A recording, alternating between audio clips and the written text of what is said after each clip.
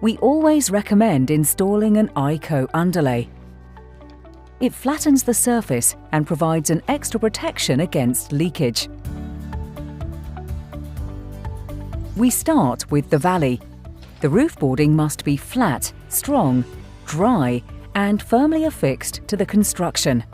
Multiplex, OSB, or planks are all recommended here.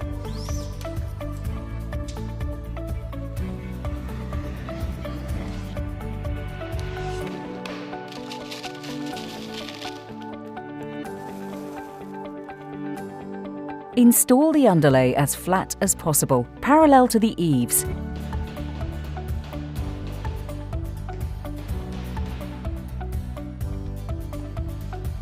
Overlapping vertically and horizontally by 10 centimeters.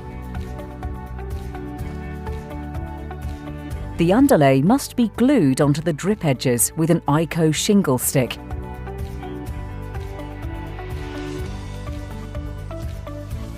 Finish off the eaves with a corrosion-resistant eaves profile.